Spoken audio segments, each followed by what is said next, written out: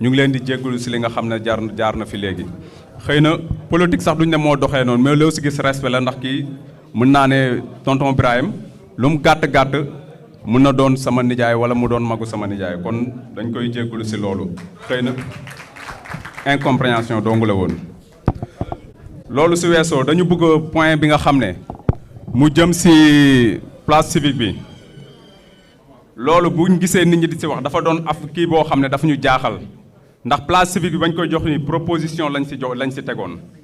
proposition gisuñu fuñ si defee délibération peut-être dañu jaawale proposition ak délibération kon niñ koy waxee tey waroon nañ ko indi fii ñu xam conseil bi ñu xam si li ñuy dugg lan la ndax suñ nee ñun marché bi la ñu am gis nañ marché bi encombrement bi nga xam ne à chaque fois daf fay am ñu bokk si loo xam ne ñi yor hall et marché daan nañ ko combattre chaque fois ñu si def seen kàttan doon xeex nga xam ne nit ñi dañuy taxaw foofu si fête bi nga xam ne su amee ay tabaski ak yooyu ñu gis ne marché bi dana xat-xat boo xam ne ay nit dañ ko utiliser. dëgg la bu ñu waxee ne amélioration des recettes war nañ koo def mais suñuy améliorer recette tamit war nañ xool na fan lañ koy def ak naka lañ koy defee ndax cantine yi d'abord xamuñu cantine yi nan lañ koy joxee ak kuñ koy jox ak ñan ñoo ko moom ndax liñ si dégg yëpp dafa bari dañ si dégg ne cantine yi déjà jaay nañ ko ba pare ñu déggaat si cantine yi ne ay adjoint maire am nañ si cantine yi bu loolu weesoo ki nga xam ne moo fa nekkoon mu koy wax bari bu fekkee ne moom dañ ko jël ñu ko fay indi yaakaar naa ne moom la ñu war a njëkk a proposer ndax moom soxla na fi ndax moom moo fa daan liggéey te mu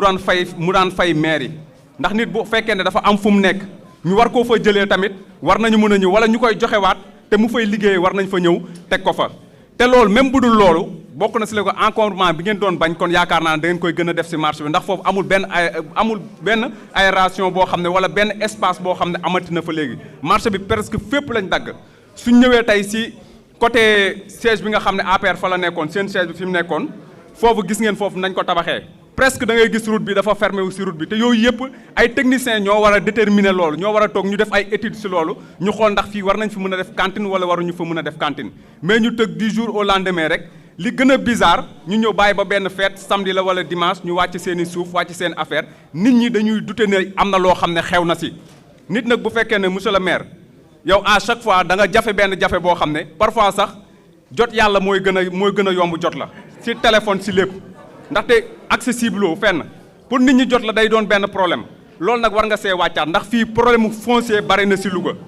place Coxna bi monsieur le maire place Coxna am na problème boobu ba léegi nit ñi am na benn collectif boo xam ne ñu ngi siy taxaw pour ñu rencontrer na doon na problème peut-être si ma dikkee la ñuy dikk suñ dikkee li ñuy wax du am xamuñu kan la ñu war a waxal te da nga ñëw ngay expliquer nit ñi ak loi justice Sénégal ni mu demee nga ñëw ne fu ñu gis problème mu suuf buñ fa tegee borne nañ ko dindi te xam nañ ne fii Sénégal même sa biir kër su fa nit tegee boo fa defee borne bu fa nit defee borne nga dindi ko mun na la porter plainte ñu jàpp la kon nag yow mi nga xam ne yow yaay premier magistrat yow mi nga xam ne yow lañ jox dëkk bi lu fi nekk nga war koo àtte yow da nga fi war a taxaw lu fi xew nga xam nga war a nekk bien informé population bi am accès si yow bu baax a baax li ñuy plaider ñu mun ko ndax nit ñi am na ñoo xam ne bu ñu leen soxlaa ñenn ñi faale wuñu leen suñ ñëwee di wax sa seeni wax duñ ko compter mais yow mi nga xam ne yaa si xam nag problème mu foncier yaa si war a wax ndaxte à chaque fois nit ñi doute bi ñuy am mooy que ni monsieur le maire du jot li ñuy dégg si suuf dafa bari buñ ko am na yoo si xam ne sax mënuñu koo wax te à chaque fois bu ñuy wax si say adjoint la ñuy wax say conseiller la ñuy wax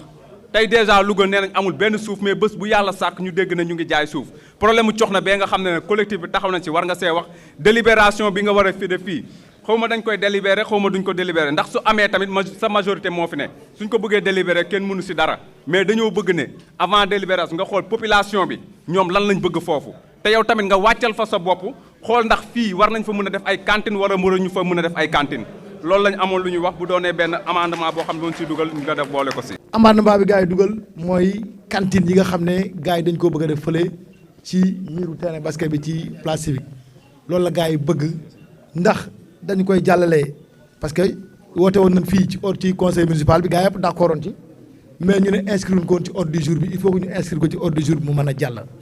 camion hydrocureur mi ngi ci yoon mi ngi agsi noonu sanc ba sud du boobu bokku ci. waaw yàppar non loolu daan ci ñëw defal ndànk bul yàkkamti Ibrahima bul yàkkamti lépp lu ñuy ñëw foo nangoo ñeme dabaar ngi dabaa fag yow ba mu jax tàkk ndax ñun dañoo leer nañ. mooy am na ñu bëri ñu ngi jàpp ne Bari moom lañ jox pour muy exploiter ko joxuñu ko woon Bari Mbaye Sarr mii lañ ko jox Mbaye Sarr sous-traité ko Bari beneen bi Laye Sarr beneen bi ñu ngi ko jox ñu nekk ci réseau bi kon ñetti yooyu ñoo fi nekk te li Birahim wax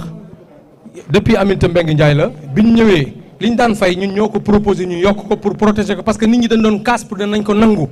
ñu ne ay doomu dëkk bi leen am nañ ci wàll nañ leen ko bàyyee yokk 10 000 yi def ko 20 000 ba léegi 60 000 kon tey na leer du Bari moo nekk le contractuel boo xam ne si moom lañ jox place civique boobu joxuñu ko woon Mbaye Sarr mii taxaw nii nekk fii ci biir salle bi moom ak Laye Sarr di ay nit yoo xam ne si nit yi Louga lañ dëkk ci dëkk bi di liggéey ci jamono Aminata Mbengue parce que ñun ñoo ngi foon ci conseil municipal boobu kon xam nañ li xew mais na leer ci askan wi na leer ci àdduna bi que ni li ñuy wane ci télé yi ak ci réseaux sociaux yi di wax naan non c'est pas la mairie de Louga avec Moustapha Diop mais c'est avec Aminata Mbengue Ndiaye te 10 000 francs la leen defoon contractuel bi ñu ñëwee nag ñu ne ñun fan la ñuy jaar pour yokk suñuy recette suñuy koom-koom mais am na benn proposition boo xam ne si mais da nga koy proposé mais soo ko proposé après ci lañ ci délibéré bu ci nit ñi discuter ba pare délibéré ci loolu biñ ko defee fii dem nañ ba benn jour ñu ne taxaw leen yéen a ngi cantiniser Louga ba mu jeex pourtant bi ñu waxee dañuy def toilette yi nekk ci wetu kër banque bi kenn weddi gis bokku ci gis nañ foofu ne ma ngay jural mairie bi ay recette mais fee buñ toogee benn élément ñu yaakaar ne moom lañ koy jox dañuy nax suñu bopp moom bala ñu ko proposé ki nga xam ne si moo doon contractuel bi moom la ñuy proposé moom su bëggee mu jël ci keneen noonu donc du toog fii rek bëgg a wax ci lëral askan wi jaxase xel yi loolu taxuñu fee nekk ñun dañu bëgg mbir moo xam ne si bu ëllëgee danañ xam ne loolu dafa yàgg parce que depuis Maniang Faye ba ci Aminata Mbengue ba ci Moustapha Diop mi ngi fi mais gis nañ ne tey changé na parce que réseau B nga xam ne si tey fa la xale yi nekk di daan seen doole moom mii biñ ciy délibéré ba nangu ci jox leen ko boobu ñu jóge ci place police ki def na fa ndox accompagner leen xatalatul kenn yàqalatul kenn dara ñu ngay liggéey seen liggéey te fi mu nekkoon doyoon na waar beneen bi gis nañ kin ko jox ñu ngi koy sous-traité di ko suul léegi nag bu ñu demee ba xam ne mairie moo au lieu ñu jox ko gay di liggéey ak ñeneen loolu aussi di jariñ gay rek su ma nee continuer yaatal ba mën a jariñ kees mairie bi je crois que loolu monsieur le maire nañ ko inscrire tout de suite ñu délibéré ko comme yeneen points yi mu jeex la vie continue. maa ngi nuyu ñëpp ñi toog ci salle bi ñun ñëpp ay Louga la ñu xam nañ li jaadu ak lu jaadu je crois que Louga kenn du ko waxtaan ci grand place ay cantines ñuy def ñu dañ koy joxe joxuñu ko ma Samba joxuñu ko ma Dem ko kenn ay Sénégal lañ koy jox ay Louga lañ koy jox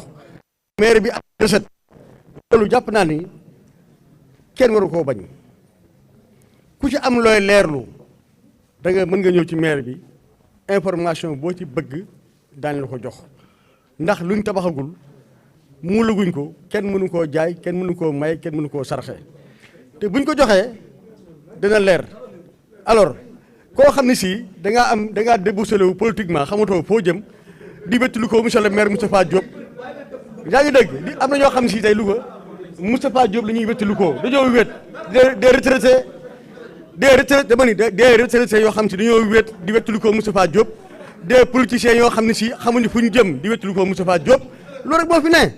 mais li ñu fi def dafa leer comme midi bañ toogee ci mairie ba léegi moi j'étais conseiller en 2009 maa ngi yow ñëpp nekkoon yeboo ma Ibrahima Diop xam nga yow bu ma ne position bi ma nekk moo tax may wax ngay tontu mais ba may wax fii di daawoo tontu daawoo wax ñoo fi nekk ndoo woon lu dëgg Louga yeewu leen maire bi ba mu fi nekk ba léegi du toq carburant mu ngi fi jël du suuf du dara kon tey li ñuy def tey mooy dañuy def ci cantine yi tabax ko pour Lougatois yi waa marché ñiy jaay si foofu ñu jox leen cantine yu baax yu set yu mucc ayib parce que yéen seen xol day dagg daañu réaliser continuer encore di réaliser yéen wóolu woon seen bopp on est à 6 mois des élections xanaa wóolu woon ñeneen gagné yéen bu ngeen ñëwee ngeen joxe ko dama ni Ibrahima dama ni tu es un petit type ci politique da ngay jàng politique damaa bëgg noppi suñuy wax da ngay noppi fii dañ lay bàyyi rek ngay wax lu war neex bis bu ne da ngay jàng politique toogal laa wax naa ngi dégg yow xam nga du ma sa mappandoo yaa ngi dégg dama bëgg nga noppi da ngaa war a noppi laa wax cantine yi daañ ko joxe ba mu mot jox ko les ayants droit kenn mënu ci dara maire boo xam ne si jëlul carburant jëlul salaire am kooku ay cantine dañ ko tiital ñu war ay adjoint au maire adjoint ñun ma fi laa juddoo fi laa yoroo xam ngeen mu baax man nii laa ba sa def ñi bu ngeen moytuwul nag danaa fi wax loo xam ne si seen saabu dina tas da ngaa waroon noppi Ibrahima Diop suñuy wax da ngaa waroon noppi de Louga dafa ndaw te li nga xam dafa bari ñu ngi lay bàyyi nga wax rek qui n'est pas clean. amendement bi nga xam ne dañ ko wax jëmale ko ci cantine yi dafa am benn affaire boo xam ne dama ko bëgg a proposer conseil municipal bi amendement bi ay da si noppi bañ pare may ñëw ngi ñëw amendement bi da ngeen ko proposé woon fii conseil municipal ngeen jàllale ko mu jàll mais malheureusement inscrire leen ko ci point ordre du jour bi bon c'est vrai après am na ñu jóg naan waruñu ko faa def et tout ça parce que cantine je pense cantine yi jërul yuuxoo ak jooy cantine yoo xam ne du dara dul 15 millions de francs CFA ma dikkee jeex mi ngi nii ci man parce que dama ne woon kenn du jël ay promoteur di ko jox cantine muy defar après di fay maire bi man maa ne nañ jël xaalisu maire bi jël 15 millions def ko ci defar cantine yi muy njariñu maire bi moom li may gagné bu doon 15 millions kese du ma jël lu mat 25 millions moo duggee jóoba ngi def ko ci marché ba ñu lakkoon ma jox leen ko defar fa ay conduite lépp ma jël ko def ko sans poche kon man joxewuma ay cantine conseiller wala ku yaakaar ci man ab cantine booy boo nga dem wuti faneen cantine wala nga dem sa buntu kër tabax ko fa cantine yi pour askan wi la waaw ku ko soxla ñu jox la ko man la ma waxoon sacerdoce boobu ci laa nekk ba léegi moo di ne du ma fekk nit muy lal ci mbedd di jaay di suturlu man Moustapha Diop moo ko fay jëlee te amu fu ma ko teg kon lépp fopp foo xam ne mën nañ faa teg ay nit teg ko fa maintenant li des ba des mooy dama bëggoon na ñaan conseil municipal bi c'est-à-dire que point bii ñu inscrire ko mu dem ci premier point ordre du jour bi ma ñaan leen ngeen voté ko mais bu ngeen ko voté ngeen voté ko jox ma carte blanche ngeen may ma nag ma waxtaan ak ñi may waxtaanal ñu xool ndax dañ koy defar après wala duñ ko def mais ngeen voté ko jox ma accord jox ma carte blanche comme ça le dernier mot me revient ma xool ñu ko defee dégg ngeen loolu rek laay ñaan.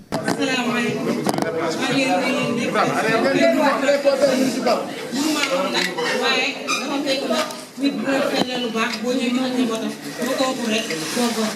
di wax Moustapha Diop kontaan naa trop ci yow waaye ña nga ko yëpp kontaan nañ ci yow. mos la keroog ba mu ñëw sama kër yaakaar naa ne melu ma woon nii sa jigéen ñi ñoom it kontaan naa ci trop ñoom nga defee ma rek di leen seen enveloppe dafa leen am ñun ñëpp ñëw ànd ak man sama naqar jàppale ma sama feebar kontaan naa trop ci yow di la wax wàññi bàngo te li may ñëw fa jaar ñu ma soo demee ci Moustapha Diop santal ko di gërëm ndax dem naa ba sama bien jeex ma dëgg yow yaa ma fekk bu dee tey taxaw naa yàlla am yàlla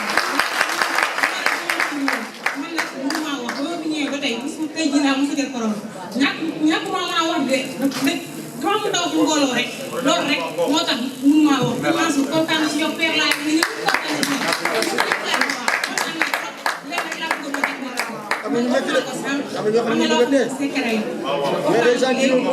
yaa ma xamul sax waaye sama bopp laa di gën a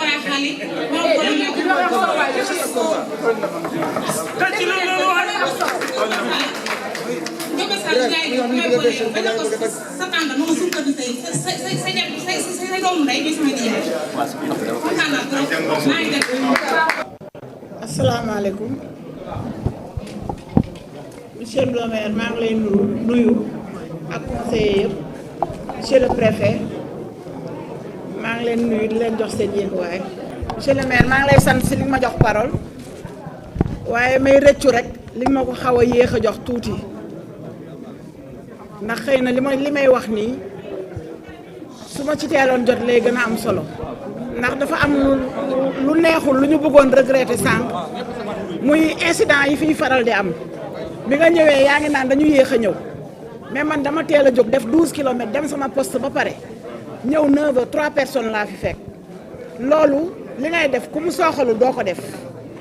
kon bu ñu ñëwee toog dafay baax li ñuy def ñu xaw si yëg suñu bopp tuuti ñun sa conseiller lañu man sa conseillère la moo tax ma toog fii kon sama xalaat xëy na mën na bañ a jub bañ a demee ni ma ko yéenee waaye war na mën a am njëriñ pour liggéey bi ñuy doxal fii li ñu jëkk def fii li ñuy wax ci amendement yi bëri na luñ ci faussé procédure te lu si ëpp ambiance bi am moo koy waral kon lu ñu war a moytu la di liggéey ak dal ndax ordre du jour bi jàllale nañ ko amandé nañ ko jotuñu sax inscrire question diverses te dem nañu te bi ñuy ñëw àndaale woon nañu ay question diverses amandé nañu PV bi adopté nañ ko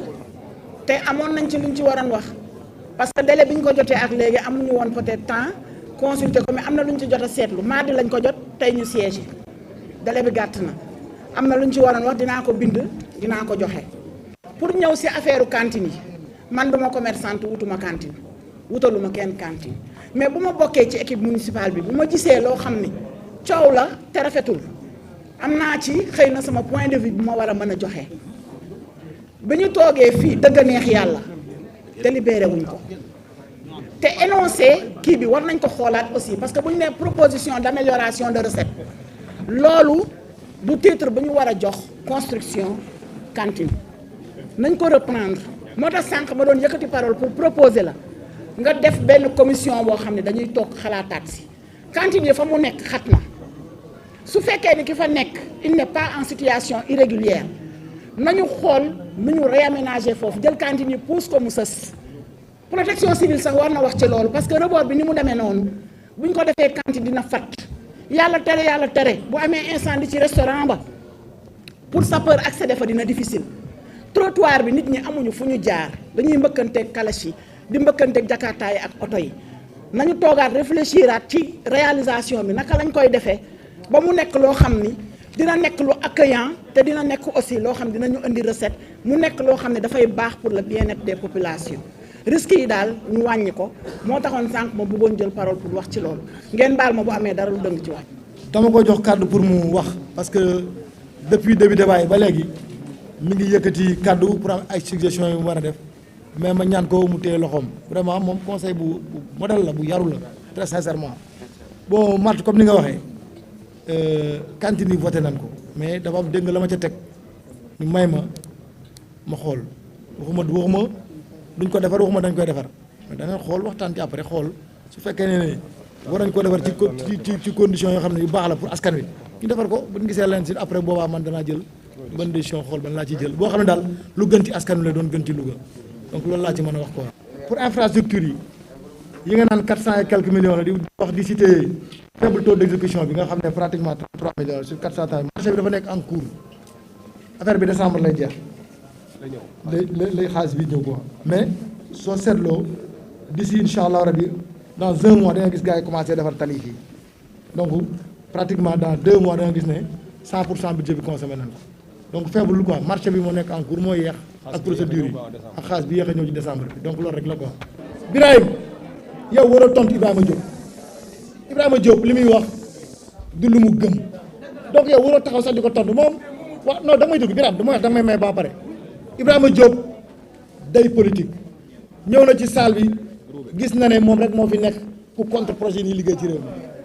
fu ñu bëgg a defaree Louga ñu jóg taxaw nekkeen defaree lii donc ñoom ñuy defar Louga liggéey Louga arrangé wu leen. parce que ñoom lañ bëgg mooy sa wujju sa kanam du sax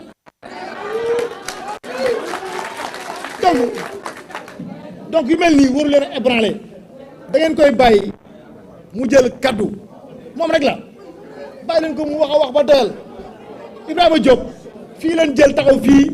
di wax affaire suuf soo xam ne dañ ne non ñu dégloo fii leen taxaw mu taxaw fii di kaas ne dañuy jël benn dafa am ay suuf soo xam ne dañoo jël dëkk bi di ko caxat-caxatee ma ne bépp conseil bu ànd ak man wala nga nekk adjoint au maire doo bokk ci commission bi ma jël Ibrahima Diop jiital ko booba Mamadou Diop moo nekk chef centre ma ne ko dem leen foofu ngeen sayt suuf bu ngeen fa seen ñu jël ko wala ñu sàcc ko suufu Louga voilà xaar Birame dañuy dégloo wax nga dëgg ba ma la ca dugalee da nga ne ma bàyyi ko ma jiitu man bokkuma ñu jël Ibrahima Diop jiital ko ba ñu demee ban gisante ak Mamadou Diop lam def ak ñoom ca la commission wa dee donc Ibrahima Diop est mal placé pour ñëw fii di wax joxe ay leçon morale waa Louga ci affaire suuf sooy politique dafay politique sànq bi may dugg si laa ko ñëw Ibrahima xanaa tey doo sànni xeer ndax sanc ba sud xam nga ne maa la gën a bëgg man ma jël camion hydrocureur mi coon wi ñëw marché ba bi ñu war a kii par na mu jóg jël parole naan nan indi camion hydrocureur xam nga ne kooku waxul pour affaire maire waxul pour affaire Louga. politique noonu koy def da ngay xaar ba campagne bi tijji bu mën ngaa samp seen lënd waa Louga pour àndal fan la nga falu la ki des ay détails la ñun leen rek moo ñu ñor mooy defar Louga man kenn du ma divertir ma leen di ñaan yu mel nii su amatee sax bu kenn yëgutu bàyyi leen ko mu wax su waxee ba sonn li muy wax moom gëmu ko moom ci moom gëmu ko parce que day taxaw di rey perturbé moo ko bëggoon nañ ngeen dóor ko fi wala ngeen génn ko salle bi ñu ne voilà gis ngeen conseil municipal boobu bu leen may loolu mukk ci àddina yaa ngi dégg ñun yaa ngi dégg ñun dafa am loo xam ne moo tax ñu fal ñu ci Louga lim ñu falee mooy ñu defar Louga ñu ngi ci yoon wi ñu ngi ci dëkk bi liñ fi defar gars yi gis nañ ko li ci des yaa ngi dégg gars yi foo jaar ci mbir ñu la fii des na man loolu laa gëm sànq dégg naa Pape Malick Sylla di ma interpellé ci tali yi nga xam ne des na ci dëkk bi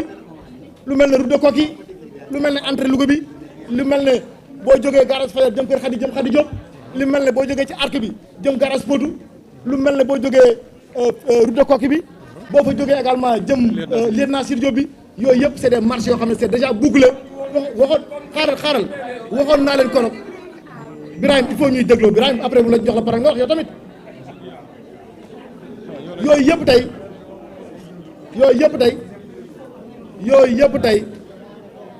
yooyu yëpp tey muy ay doléances yoo xam ne moom la population bi di xaar ci ñun ba ma fi ñëwee la fois passée waxoon naa leen gars yaa ngi ñëw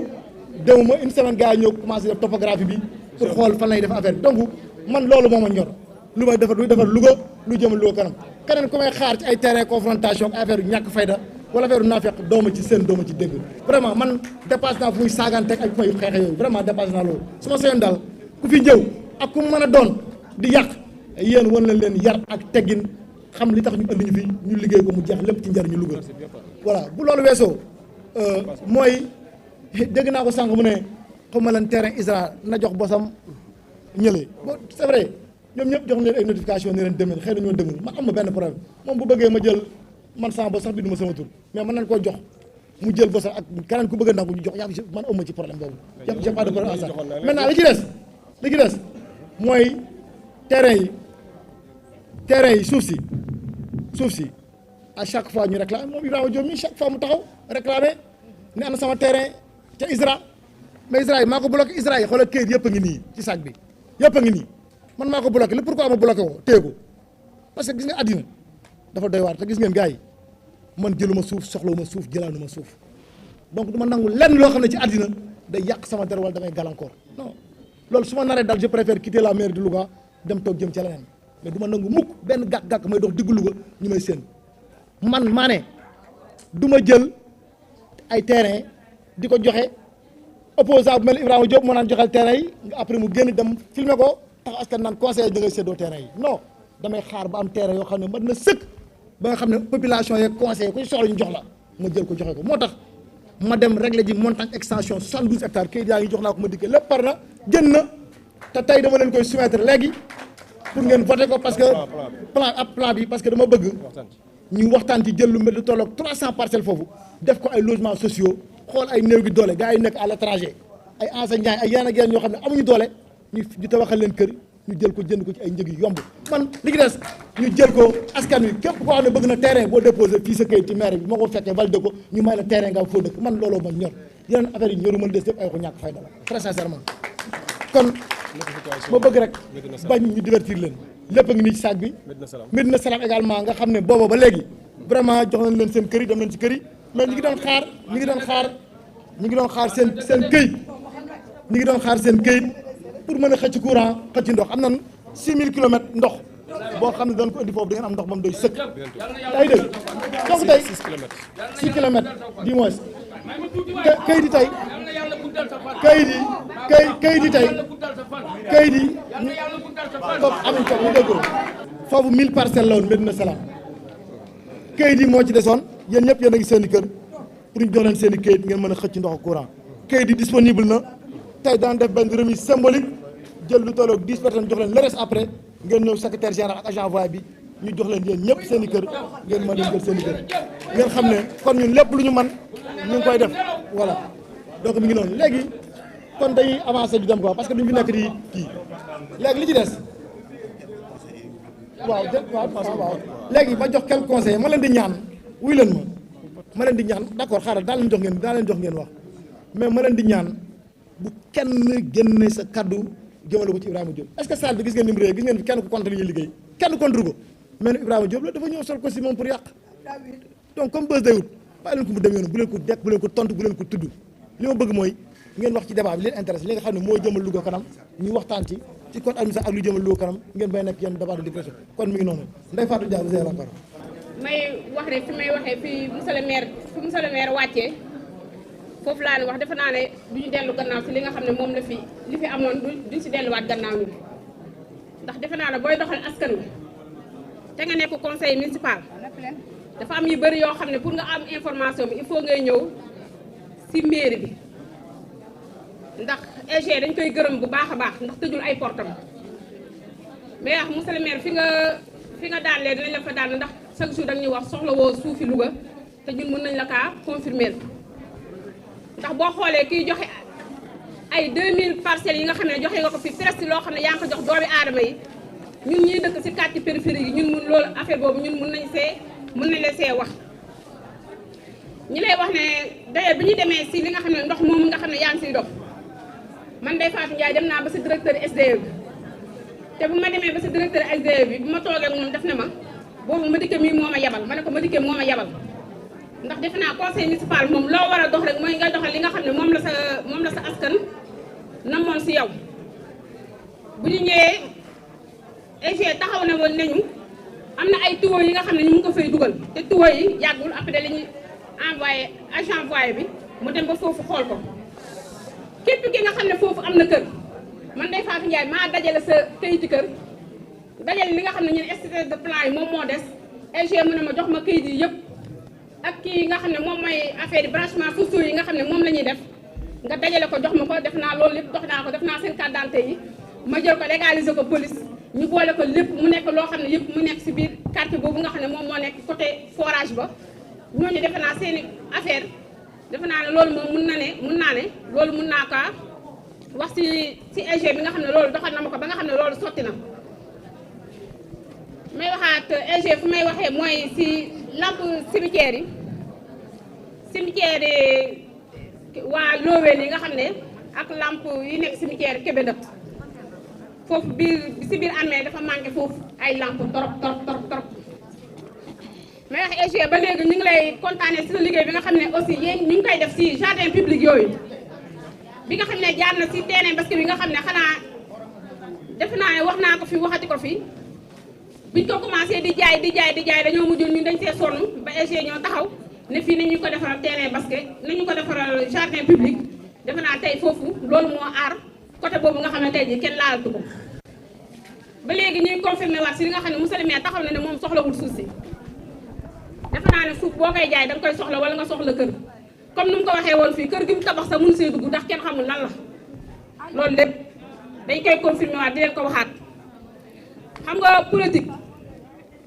bu nekkee da ngaa gis li nga xam ne lii mu ngi taxaw ne teew ne daal na lii gis nga ko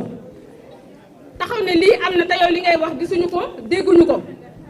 ñun ay conseil municipal pour tuuma yi nga xam ne ñun ñu koy tuumaal il faut loolu itam ñu leeralal ko askan wi benn conseil municipal fii yorul kër benn conseil municipal fii monsieur le maire joxu ko kër mu ngi téye kayiti kër yi nga xam ne conseil municipal yi ñoom ñoo ko moom mu ne du ma ko jox kenn te joxuma askan wi nga xam ne ñoo nekkoon guddee àll nekk si biir lëndëm bi te amaguñ kër loolu tam lu jara leeral la si voirie bi nga xam ne moom mi ngi nekk si côté cimetière Yërmande bi foofu tam ñu ngi lay demandé waat nga boole waale ko si projet bu baax a baax muy diggante mairie bi ak kii bi Kébé Ndëtt tali Kébé Ndëtt bi ndax yàqu na yàqu boo xam ne presque nawet bi leen fa fekkee aussi day metti mais li may waxaat ba léegi ni mooy monsieur le maire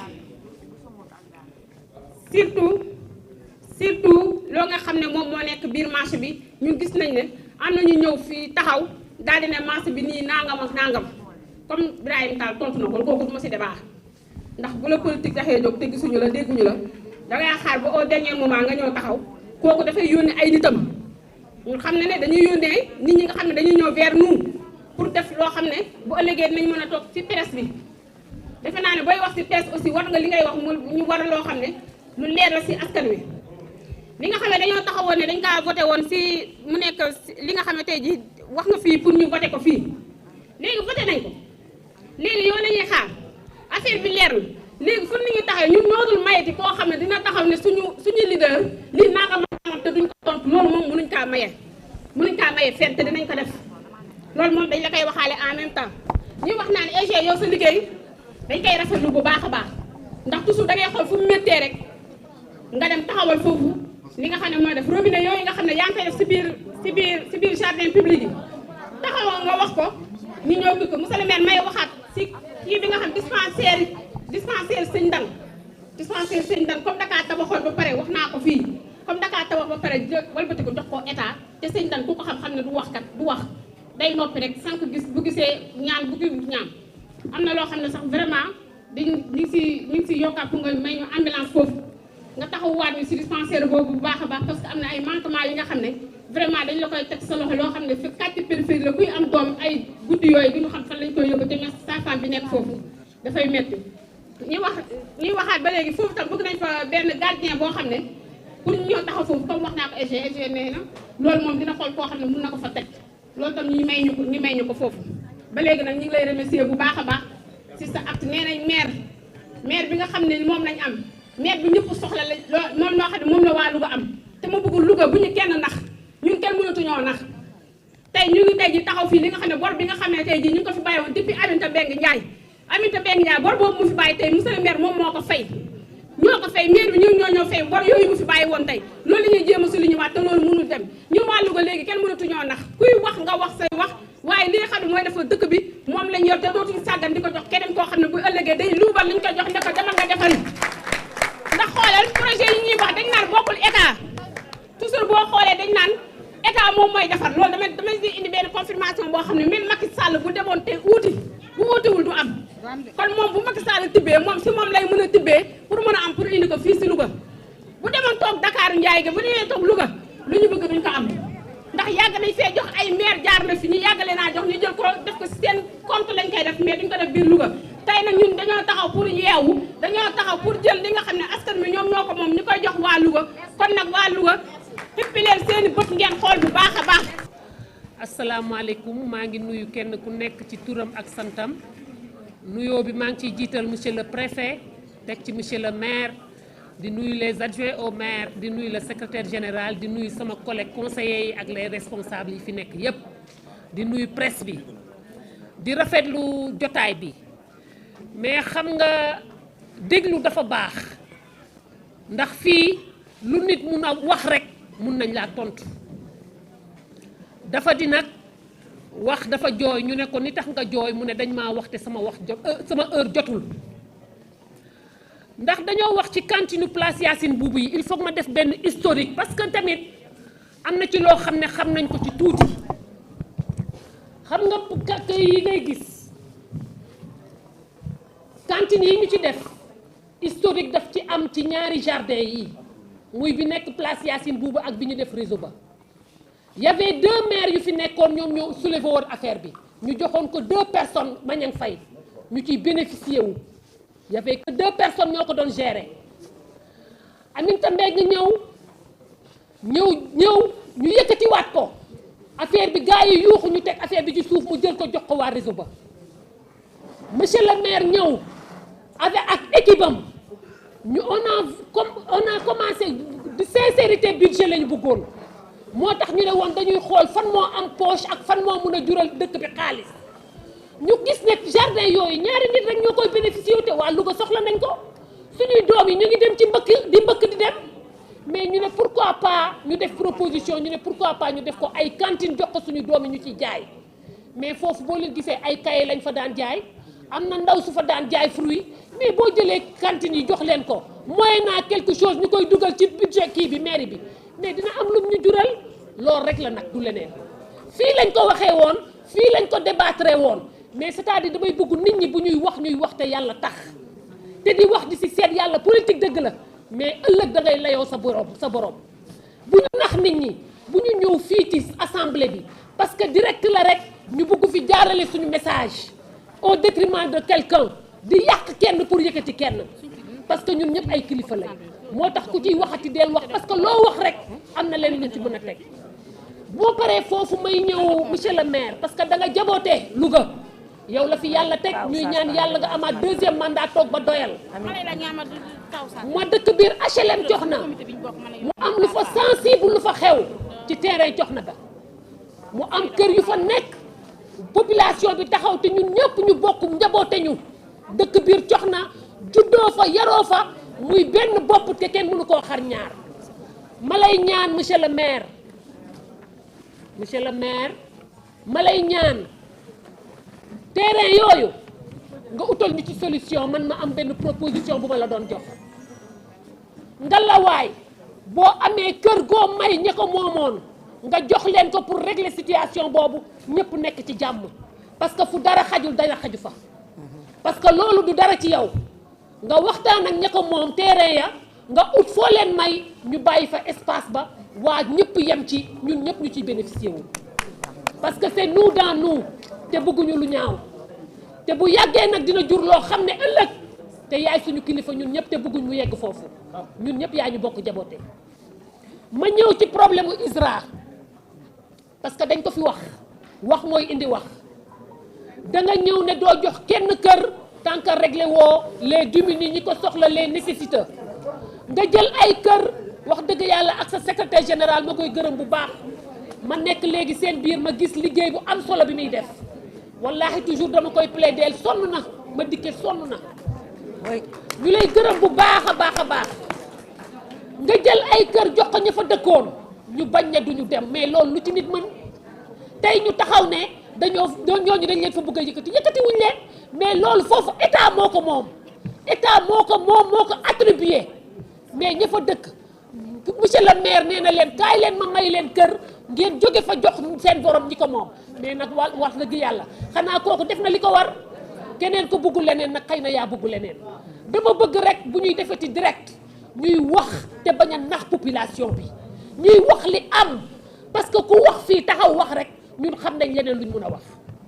may ñëw nag di ministre di wax ak yow le maire en tant que ministre tamit di wax ci benn programme de renforcement nutritionnel muy mu occuper les enfants mu soxal xale yi nga xam ne dañoo am juróomi weer ba juróomi at benn weer ba juróomi at ñu bëggoon benn ligne boo xam ne da nga leen ko defal ci sa budget bi parce que dafa am solo lool boobu ba léegi nag ñu ngi ciy topp ñoo ngi ñuy woo ay séminaire dafa di plaidoirie boo xam ne bu ñu ñëwee fii war nañ ko wax te xale yi ñooy nekk magi ëllëg te xam nañ ne def ko du dara ci yow ñu bëggoon nga appuyer leen wax dëgg yàlla loolu dina am solo lool. bu ma ñëwee nag damay ñëw ci compte administratif bi nga xam ne moo ñu fi tax a toog encore une fois damay féliciter l'équipe di féliciter ñiy def recouvrement bi mooy perception municipale parce que c'était pas évident lii ngeen def ko ADN bi ñu amee loon xaalis ngeen jël ci fonctionnement bi wàññi ko fay leen wax dëgg yàlla gàcce ngaa laa ma yéen ku leen gërëmul nag bu mu leen xarab parce que lii ngeen def nit toog na fi ñaari mandat ñetti mandat defu ko fi kon maa ngi remercier ñëpp di gërëm ñëpp di féliciter waat le secrétaire général di féliciter les agents nag de la état civil bi ma nekk monsieur le maire état civil ñu ngi def liggéey boo xam ne liggéey bu am solo parce que askan wi lañ fi nekkal boo ma mayee tuuti dinaa dugg ci résidence yi parce que dafa am lu fi nekk te man en tant que officier d'état civil encore une fois yéen population bi bu ñu leen nax y avait des problèmes ay yoo xam ne fallait ñu régler ko lu tuuti la woon mais def nañ ko fi politiciens yi jël nañ ko rëyal ko fi rëy goo xam ne xam nga balaa nga doon am résidence da ngay dem ci délégué de quartier bi mu defal la attestation de résidence mujj gi pour yërëm population bi parce que fii daf daan fees ba nga xam ne ñu ne leen da ngeen di ñëw rek indi seen pièce ñu defalee leen directement mais nag dem nañ ba gis ne dafa am ñoo xam ne dañ ci abusé wu jaar ci suuf di def leneen léegi nag ñu ne dañuy delloowaat buum ca boy ba léegi ku bëggati résidence demal ci délégué de quartier bi mu defal la attestation de résidence boo ñëwee fii mu defal la maa ngi sant ñëpp di gërëm ñëpp je vous remercie. tin wartegi nag ñun nag lan noo ëpp nag ay noonu ñun ëpp ñuy attaqué nag mais ku ni benn nu ni benn ku ni benn nu ni téeméer nu bëgg a jël benn affaire bu koo xeexee muy buntu kër Tidiane Sarr ak buntu kër Soxna bi nga xam ni bu tawee oto dafay nërmeelu man mi dugg naa oto nërmeelu fa loolu lancim dugg si biir nu ko yëkkati muy buntu kër Soxna si jàkka ji ak buntu kër Tidiane Sarr fi ñuy wax Saalu Kona na mel bu ko melee ak yéen yëpp dañuy dévier te nawet bi ñëw na li ñuy ñaan mooy boo fi jógee ak loo mën savoir ses compétences nga defal na ko même boo xam ne c'est provisoire nga dimbali si loolu. leneen li mën naa parler sur le contrôle de Gaye Modou Birahim Tall tu as raison wax nga léegi nit ki bu jógee fenn diwa tax kon ba nuy woo man Gaye Modou Ismaïla di ko jëli Gaye yaa ngi deman demuma loolu la wax ma tax ma leen lii ngeen di def du ma ko def fi ngeen dem doo fa jëm liste bi ngeen dem doo si dem ngeen ma tax ma leen du ma contre ma ñang fay du ma tuddee magam sama doom ba fay di ko contre kon li nga wax Birahim dëgg la nit ba amul argument day daw koo xam ne boo toogee nu wax la répondre la tontu la nga am yaraange da ngay daw yàlla nañ yàlla mu si biir gàcce mbooloo mooy li ngay wax xamoo si dara te boo xam tontu la ba tontu dégg ci du la nga daw xam nga lii déjà lu am lu wane koo xam ne bokkoo benn parti bokkoo fa benn mouvement rek nga bokk te boo xam ne accam la ñuy wax nga nekk conseil di wax loo xam ne xamoo dara attaqué nit ñi à chaque fois si loo xam ne xamoo dara bu subaa rajo invité la am na ñu fi nekkoon si presse bi di jël dañuy wax amut li mu wax amut c'est pas vrai dañ koy démentir monsieur le maire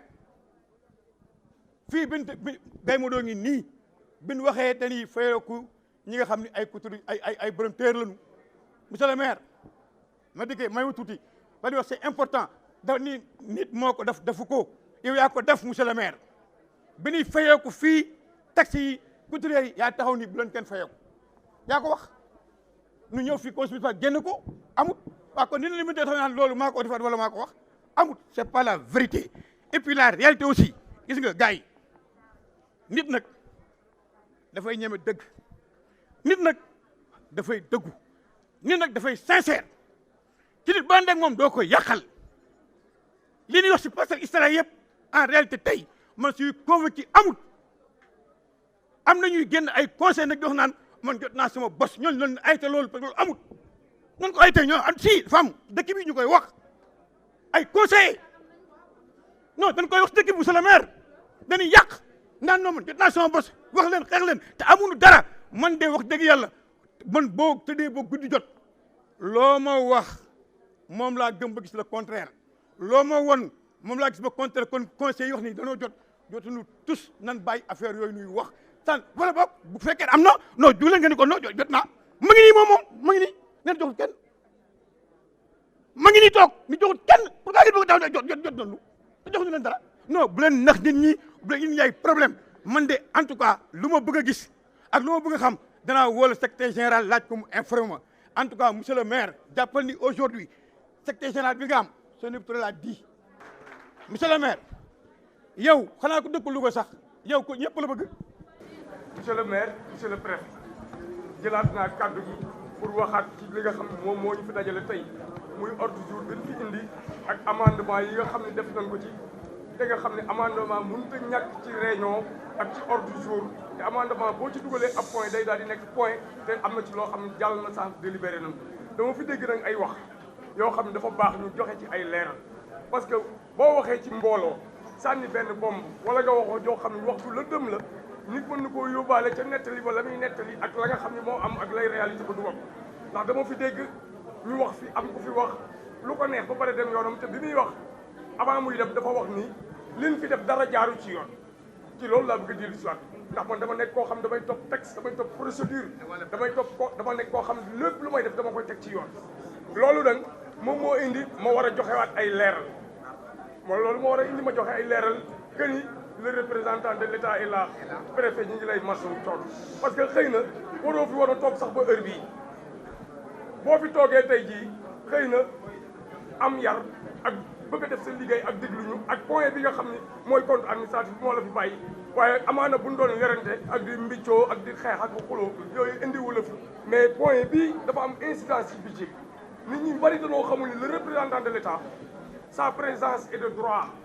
ça ne veut pas dire que ni c'est une obligation que mu toog fi ba mu jeex mais su fi toogee tey jii mënoon na ni dem leen ci point boobu mu gaaw te ngeen bàyyi l'essentiel ndax daanaka ñi fi jël parole am na ñoo xam bi ñu jëlee parole ci liñ doon wax bokkul ci compte administratif te ci point boobu la toll ñi ngi doon dellu si waat li di wax je suis obligé nag ma dellu si loolu parce que daf ci am wax yu lëndëm ak yu jaarul yoon yoo xam ne wax nañ ko te bëgguma nit ñi yóbbaale ko donc c'est très normal que ma dellu si waat fekk yi def hors sujet pour joxe ay précision ndax loolu préfet sax bu ñu defu côté woon compte administratif rek moom mën naa dem yoonam mais damay bëgg a dëggal ci kanamam ak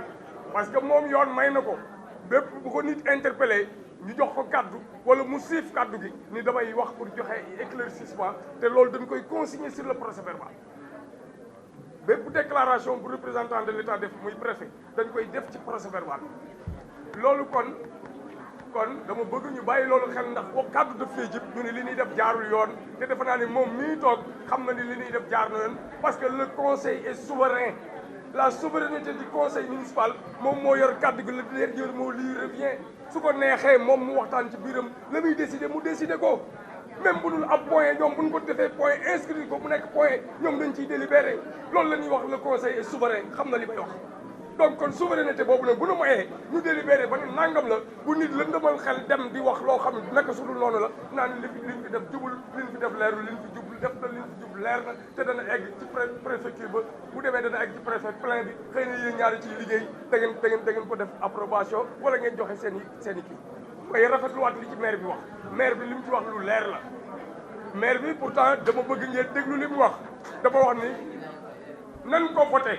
suñ ko voté ba pare nan ma bàyyi jox ma sañ-sañ ma xool li ma ci war a def ak li ma ci war a jubanti mais loolu da koy ànd ak ay nit mais loolu du tëju rek def ko da koy tëjoog ñi am xalaat bi da koy tëjoog ñi nga xam ne ay service technique lañ da koy tëjoog ñi nga xam ne ay autorité état la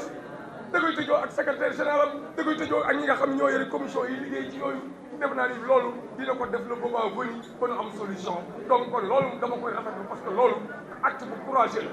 beneen bi mooy kàddu jib def ñu ni bor yi ñu fi am man de yàgg naa nekk conseil municipal ci salle bii avant ñu koy defaraat di ko tuddee salle Talla Diop nekk naa fi conseil ba tey di toog ñuy délibéré ba fekk fi délibération bu bari mais musuma fee gis mandat ñi fi yor mandat ku fi nekk mandat ma ñeen fay bi ñu ñëwee bu ñu fàtte ni Aminata dafa nekk maire 97 ba 2001 ñu def ko amendement bu saa siba mu bokk ci maire yi ñu daaneel ñu organiser élection 2002 ma ñeen fay dikk nekk maire ba 2009 lay soog di ñëwaat nekk maire mais ñun ba ñëwee 2009 Matar Fall yi ñi nekkoon na ci conseil municipal bi xam na li may wax dañ fay fekk ay boru SDE ak Sonelec yoo xam ni dañ koo fekk ci mandat ma Aminata bi ñun ñoo ko fay ci mandat ma ñeen boobu ñi may wax fekkee nañ ko am na ñu bokkoon ci conseil benn ngi ni Matar Fall mais bor yi ñu fi fekk nañ fi bor waaye Moussa Fade li ma la wax gàcce ngal xam parce que ba nga yoree maire bi 2014 ba léegi amul benn bor boo xam ne maire bi amee na ko je parle sous le contrôle de Madické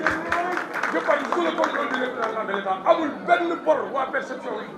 fay ñu fi benn bor ñun boo xam ni ñun ñoo ko jël bi fi Moustapha ñëwee ñu ànd ak moom ci conseil municipal man boo ko moon liste à faire mais bu may wax dama naan ñun biñ fiy jëw parce que conseil municipal amul coloration politique conseil municipal benn coloration la am muy noir et blanc bi nga xam ne mooy drapeau Louga mooy drapeau Ndiambour ak emblème mu fas loolu moo nekk Louga man su may ñëw dugg ci conseil municipal du ma fi indaale marron du ma fi indaale bleu du ma fi indaale beige du ma fi indaale rouge du ma fi indaale vert li ma fay indi mooy noir et blanc ak logo maire bi muy emblème mu fas bi loolu laa bëgg mu leer moo tax ba ni ñun donc kon bi fi ñëwee ba léegi yow mën nañu wax ni gàcce nga laama parce que indi woo fi benn bor te wóor na ma ni wóor yàlla bi nga ñëwee 2014 su fekkoon fekk nga fi soxla nañ ay oto te mënuñoo am lu ñu ko jëndee li nga am ci suñu gafa ga néew wóor na ma ni atam ngaa naq ci sa poche wala nga dem lebi ko wala nga foo ko mën a wute ji da nga ko fa wute def ko parce que Louga jaral na la c'est ça la vérité nit ñi ñaan man Moustapha mi du ma ko sibooru du ma géewal du ma ko sibooru du ma moromam moo xam ne mën naa wax mën naa dem di ko attaqué. toog naa ci salle bi ba tey ñu joxal benn échange te waxante parce que dama ko bëgg ndax sama rakk la moom bu ma woowee téléphone li may wax mooy gëm naa ni Louga benn grand laa fi am wala su doon wàññi grand yi ma fa am yow ci nga bokk te loolu lu mu doxal la ba gis ko man nag kenn du ma gën a gore kenn du ma lebal teraanga ba fay la lu bon en dehors de loolu nag lépp lu ma lebal ci lu baax la fas yéene naa koo fay dara du ci banque parce que as gor moo neexal lebal ndax gor ngay lebal bu amul lu mu la fayee sax mën ngay lebal di jooy di xool lu la fayee waaye jaam ngay lebal foofu fu mu toll naan maa ko yooyu du fay la man meluma noonu mais nag teewul nag bu nekkul ci yoon li ma koy mag yëpp ak li ñuy am teraanga yëpp ak lu ma mën a jëriñ yëpp dama ne ko nekkul ci dëgg tegal lii ci suuf mi ngi nii xam na li may wax daañu wax guddi daañu wax 4 heures du matin daañu wax 5 heures du matin mais lépp ci intérêt lépp ci njëriñam parce que bëgguma mu yàqule ndax bu yàqulee Louga yàqule parce que gis naa li ñu def ci suuf kon nag danañ ko dar danañ ko encadré danañ ko jàppale te yàlla rek tax ak nit ñi Louga loolu dama bëgg ngeen gëm ko su fekkee loolu mooy changé fes su fekkee loolu mooy tax nit ñi ko dugg bu nekkoon boppam changé naa fes su ma daal suñu jigéen bis bu ko sabaa defee lu du yoon nag danaan ko bu sabaa lii du yoon su ma dee xeex ak moom maag mooma su ma dee rayanteeg moom maag mooma sama rakk la bagam la te nangu na loolu te mi ngi koy doxal loolu laa bëgg nit ñi xam loolu may wax nag benn fi may jeexale sama yoon dama bëgg nag ñu bañ a jaxase xelu nit ñi marché bii ñuy taafandoo bëgg koo politique te ma yore ko yore marché yombul de commission allé marché Moussa Ba commission allé marché yombul de ndax commission bu coow la moom dama ñaar ñooy ku ko accepté rek am nga fi ku ko accepté rek nit dëgg te man danaa génn la tête haute amul kenn am du benn commerçant du kenn ci dëkk bi ku ma mos a bokkal du kenn ku ñëw indil ba kat du kenn ku ma du kenn ku ma dem leb la wala ba ñaan la amul te du am parce que lépp sama liggéey maa ngi koy doxal ci yoon ku jàdd yoon ñu teg la ci yoon ku nekkul ci yoon ñu teg la ci yoon bu waree defar dëkk bi defar dëkk man nag li may wax mooy li nga def ci marché bi parce que am na ñu ñëw di bëgg a boo marché bi bëgg koo yàq marché yi Sénégal yi ko salté amul marché bu set ci Sénégal amul benn marché boo xam ne maire yi mën na koo contrôler maire yi mën na ko assumer à 100% parce que nit ñi fay daje ñoo yemul fi ñu jógee ñoo bokk di doxali ñoo yemul li habitude donc c'est tout à fait normal mu am ay saleté c'est tout à fait normal mu am ay problème mais problème yooyu maire yi Sénégal yëpp dañ koy gérer saleté gi nekk fii moo nekk marché Pikine moo nekk Sandaga moo nekk Castor moo nekk Dakar moo nekk Thiès moo nekk Kaolack d'ailleurs gouvernement bi sax jël na initiative lakk yi fi am yëpp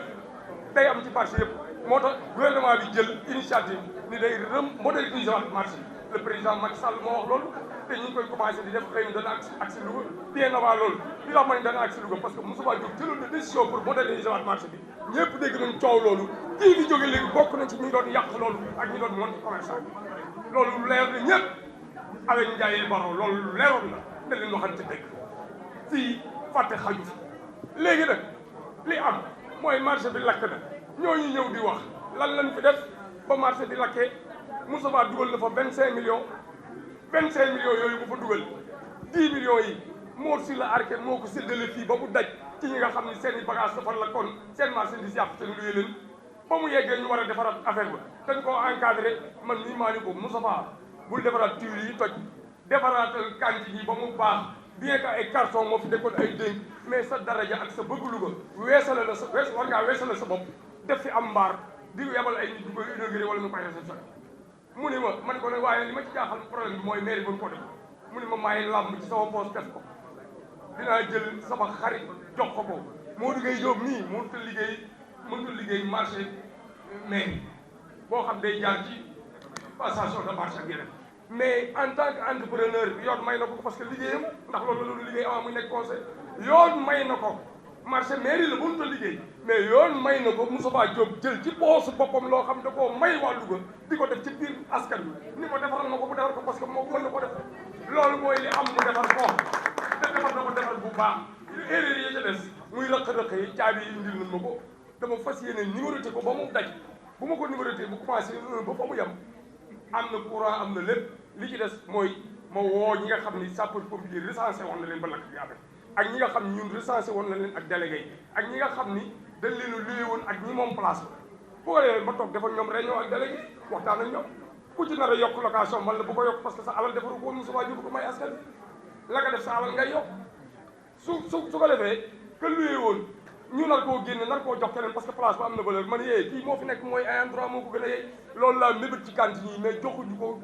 jigéenu kenn joxuñu ko fi conseil joxuñu ko sama jabar joxuñu ko kenn waa Louga lañ koy delloo le moment venu nous avons reçu des demandes dañu étudier demande yi ku ci sa wërsëg nekk dañ ci am mais joxuñu ko benn conseil te conseil yi xalaatul loolu mësuñu koo laaj conseil yi kay li ñuy wax leneen la ñuy wax xëy na mais du loolu suuf si ñuy wax tamit suuf si ñuy wax naan Israël yi man envoyé naa la ay vocaux ay vocal yoo xam ni ñu nekk foofu ñu sonn ñoo xam ni sax mënoon naa tudd leader politique bi ñu àndaloon parce que leader politique boobu moo fa demoon di politique loolu naan bu leen fi jóg ba fekk nañu recensé leen ba doon bu leen fi jóg tey maa ngi seen kanam maa ngi seen gannaaw ndax boobu am na daraja ju mu yor boobu am na ndan mo tànk bi mu yoroon léegi yoratu ko te même ba mu yoree loolu mënu ko parce que loolu domaine u maire la mais ñooñu ñenn ñoo sii su bañ a jóg mooy 13 personnes yi ñu wax ñooñu nen wax dëgg yàlla doomi Louga leen bokk yaa njaboote ñëpp yow la yàlla dogal tey ñëpp ñoo war a taxaw tey war ci sa kaw nga nangu ko ñooñu man li ma lay conseil mooy vocal yi ma la envoyé am na ci koo xam ne cri de cœur la def da doon jooy te kilifa la envoyé naa ko ci li jàll ñi ngi koy étudier le moment venu kenn du la jaxase ak askan bi danañ xool askan woowu ñu dimbali leen ba jëriñoo suuf soosu waaye nan leen bu leen fa jóg yéen a nekk ci dëgg ak nañ jël conseil yi ñu war a jox nangam jox leen te ba nekkee ca mandat mi tam mbéy ñu jox leen ñu jaay loolu du wax ju baax du wax ju rafet c'est ça la vérité man nag dafa am nu may doxe dafa am ñoo xam ne mënu maa liggéeyandoo ñoom moo tax ba nga ma defee ci commission boobu may ma tuuti daam moo tax bi nga ma defee ci commission boobu ma ne la du ma ci bokk génne ci sama tur sama frère sama rakk Amar Thiam ni ma du ma ci bokk parce que ñun dafa am yu ñu xamoon te loolu l'histoire nous a donné raison ndax am na loo xam après ci commission boobu ba tas donc kon dama bëgg nit ñi di xamaat bu baax li ñuy wax man nag li may wax mooy fekkoo fi bor fekk indiwoo fi bor yow boru Aminata Mbengue nga fekk yaa ngi fay loolu nag administration continue de la c'est tout à fait normal c'est dans l'ordre normal des choses c'est très normal nga fay Macky Sall fekk dafa yoo xam Abdoulaye da ko jël da ko fay mais nag bu gars yi jël affaire bi di ko politique ak di sos ak di yàq ak di utiliser nit ñi ci marché yi ak di xiirtal nit ñi marché bi yaa ngi fay def li nga fa war a def yaa ngi koy def sur le déggaloon tey jii marché bu moderne la ñuy am parce que projet Ndiaye Baro boobu ay nit a ko yàq c'est la même chose ak tailleur yi dem naa fa ñu jooytuma nee nañ bëgg nañ solaire ci marché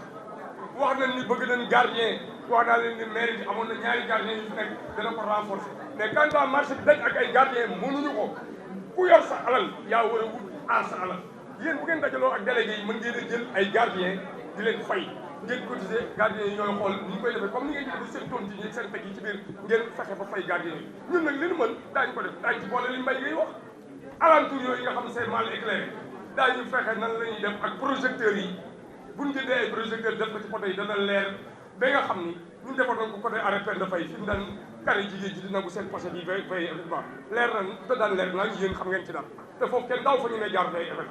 loolu daañu ko renforcer waat def ci ay projecteurs ma liggéey ñi ni di ma dégg daañu ko def ak mandiku ak agence la yi nga xam ñi ngi liggéey ñun moo def ay projecteurs mais nag lan demandé woon ñoom daal ni patente bi duñu ko fay patente bi man ci yàlla dogal na ci laay ànd léegi mais dama bëgg ñu leeral leen ci patente bi je suis le conseil boo xam man maa ci ànd ak benn agent ñoom la ci ma dikkee def man damay sax am problème mais damay forcer fexe ba def tout bàyyi samay soxla pour ànd ak ñoom te ku nekk xam na ni conseil municipal kenn fay ko amul salaire mais damay sacrifier pour liggéey Louga di yenn ci naaj yi ba ngoon waa domaine dañuy am kër yëpp dañ leen di fay falaa yi yendu léegi uniquement pour xool bu naree dal ci kaw nit wala ñu nar ko bund xataal ma maslaa ni leen dal leen wàññi leen boole leen ci maslaa gars yi moo doon nii keroog bi ñu koy élec commission finance moo njëkk soulevé problème pour yërëm askan bi ñuy wax loolu donc fii faluñu fi ñoo xam dañ fay nekkal seen bopp wala dañ fay nekk gë daan Moustapha Diop gëmmal lu la neex defal déedéet Moustapha Diop ku waxoon loolu sax mu laaj parce que Louga jaral na ko lépp loolu ndax danaan def ci Louga te boobu yorewul dara c'est ça la vérité ñu leen wax dëgg man nag je suis prêt Louga laa am ku defar Louga ma ànd ak yow mais ku bëgg a yàq Louga du ma ànd ak yow ci yàq ba ma waree xeex ci boulevard ba xeex naa ba ñu xam ne xeex naa parce que loolu c'est autre chose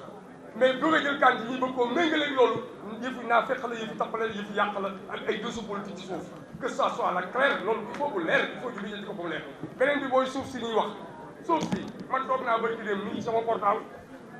Lamine Dieng bi liggéeyee maire yi moo ma woo fële foo xam ne espace pour me réserver la ay nit jógee yor oto pour gën a bu def TH ni ñu may léegi TH ñu dem gas foofu ñu dem di gas foofu di gas di fa suul ay jaasi ay biteel ay affaire yu xar fa xuufa yooyu pour mën koo jëriñoo oto ba TH billahi wallahi taala mi sama téléphone bi dinaa la kon buñ wéeti alors mu ñëw ñoom ñu ñëw comme dañoo am comité de veille ñu génn attaqué leen yóbbu leen police maa ne ñëw jël si leen ñu fanaan fa ba ci dimanche yi ñu libéré ñaari dames yi bàyyi leen ñu jubbiwaat ay bambara la ñu bàyyi leen ñu jibbi ci Thiès lii may wax am na Lamine Dieng may dégg waa conseil de quartier baa may dégg keroog bi ma demee Ibrahima Ndiaye ak Matar Sow laa fa fekk ñuy def réunion ak Aïda Wele enseignante ñoom laa fa fekk ci conseil de quartier boobu ma toog fa def ak ñoom waxtaan loolu il faut que mu jeex suufas Louga fi ñu def jardin bi fi tey Fatou Ndiaye doon wax am na ñu xëy porté ñu plainte ñun maire bërki démb boo Ndiaye bërki démb maa ngi tribunal fa laa yendu àllarba bii passé Cheikh Mbacke Faye di nangu suuf ci dog waa ay ñaari jigéen ñoo xam ne ay daan ji doole leen man xaw ma yow laa àndoon xaw ma ànd ñoo yow mais man dama leen a yërëm rek ndax ay jigéen la bi ñu jógee ci tribunal bi sax maa jël taxi yóbbu leen ba seen buñ kër wàcce leen soog di wàcc sama kër ndax lan nekk xam naa seen journée yàqu dama ni ñi am doole yor suuf si di ko aaki moo nañ ko bàyyi nañ wax ci loolu te bàyyi jiñaate ak yàq dari am na ñuy wax fii di wax ci suuf seen papa ngi jaabante tribunal am dossier suuf ak ndaw su sant der fii pour ma déema tudd ci tur wi de fii wetu école Samba Top yow xam nga li may wax mbedd lañu ko jaay ak benn imam ñu dagg mbedd ba tabax ko te tey yii ñooñu tey jii ñi ngi yebal ay nit ñuy dem ci plateau yi ci rajo yi di wax maire bi lu bon naan Moustapha Diop jaay na Louga ñi mu àndal jaay nañ Louga dagg nañ fii maire boo xam ne équipe nul équipe nangam ça c'est pas sérieux c'est pas bon c'est de la malhonnêteté nit da ngay honnête yàlla mooy fal yàlla mooy falu ku dogal yàlla ku yàlla dogal da nga falu ku yàlla dogal ni doo falu ku yàlla jeexal sa fal day jeex nit dañuy xëcc dara amaana doo ko fekkee dañuy ñaan nag yàlla ko dajalaat nit ñi ñëpp ñu béy ko mais amaana sax am na ci ñu bari xoo yoo xam sax bala ñuy egg ci élection yi sax ñu dee dem tool dara wala dem Touba wala ñu dem yàlla mais doo bëgg ñu dellu si waat suñu xel xam ni yàlla mooy dogal yàlla mooy joxe nit ñi ànd retenir bàyyi yàq jar bi bàyyi fekk yi bàyyi yàq seen ci gëm yàlla c'est ça da ngeen ma baal su lay wax daal lu ëppal mais lii laa bëgg a wax di am toujours plaisir pour ñëw di fekkee conseil municipal ñu toll nag ci étape bu am solo mooy vote compte administratif bi tey nag ñu presque dugg ci doléance bi nga xam ne nii moom la conseil yëpp doon wax muy ministre yu fekke foofu dañu am chance fekk te yaakaar naa bii mooy suñu dernier compte administratif bi nga xam ne dañ ko def suñu biir mandat kon tey ñu kontaan trop nag ci liggéey bi nga xam ne nii def nañ ko fii ci conseil municipal bi ndaxte lii moom mooy li nga xam ne nii moom moo ñu boole ak askan bi ñun nag bi ñu ñëwee ba léegi jàpp naa comme ni ko ñëpp waxee rek Louga am na benn ëpp ci domaine yëpp nag ñu mën a wax ci éducation wax ko ci environnement wax ko ci sport ak culture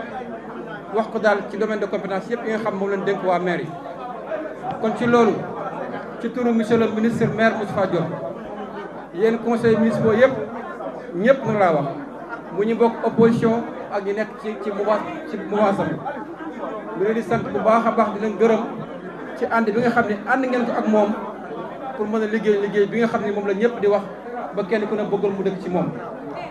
kon ci loolu tamit ñu ngi ci félicité également ñi nga xam ne ñoom ñooy suñu collaborateur direct muy waa RPM ñi nga xam ne tey lépp lu ñu def rek ñoom participé nañ si. mais xam naa ne Louga rek moo leen ko jaral moo tax boobu ba léegi ñu toog ñuy remercier également monsieur le préfet nekk suñu wet depuis 10 heures ba léegi xaw ma 11 heures mu nekk ak ñun ànd di wax rek ne di gën a dalal seen xel rek. di leen wax ne suñu yéene ci Louga dafa door day door te incha allahu rabbi fan ko jëmee askan wépp dinañu kontaan ci kàttanu suñu borom may wax sànq dégg naa ñu wax affaire taxi yi defoon pour tailleur yi may wax ne maa ñëwoon fii conseil municipal après ma ne nañ ko dindi changé ko parce que amuñu luñ ko fayee seen machines yi pour ñu jàppale leen di wax également lutteurs yi ñi ngi ma doon wax dañoo bëgg arène nationale fu ñu xam ne dañ fay bëree dinaa xool fu ma leen dagal montagne extension pour ñu mën faa dem di fa bëre ji Serigne Diop loolu mën nga ko leen ko àggee bu baax ban dégg ko di wax également Elentine cimetière catholique yi fàttewuñ ko dinaa xool nu ma ci def ak montagne extension ba nga am fa seen parti bopp incha allah rabbi may wax également ñoom yaya mooy suñu mbokku julo yi que incha allah rabbi daan leen fa wutal benn daral goo xam ne daan fa nekk incha allah rabbi li ci des nag mooy comme li ñuy wax rek naan wax mu àgg nit moom mën naa am yéene waaye wax mu àgg moom yàlla rek ko moom wala mu nekk boobu donc sànq dégg ngeen ma bi may ñëw maa ngi doon wax affaire u Sandiaba Sud di wax vraiment seen problème assainissement boobu mais affaire yooyu di génn foofu gis ngeen ko muy vraiment loo xam ne lu ma naqari la parce que comme nekkoon sa côté aussi du la neex may maire Louga tey war koo satisfaire yàlla dogal na camion bi ma doon wax sànq camion bi ñëw na mi ngi ci buntu maire bi dañ koy jël léegi jébbal leen ko ñu yóbbu ko Sandiaba Sud positionné ko beneen mooy marché assainissement ba également pare na ba am na koo xam ne moo ko gagné ci ay fan yu néew dana ñëw gasal leen seen assainissement mu jëm kanam kon daal ñu tëj conseil bi rek mu leen di wax asalaamaaleykum wa rahmatulahi taala wa barakaatu beneen yoon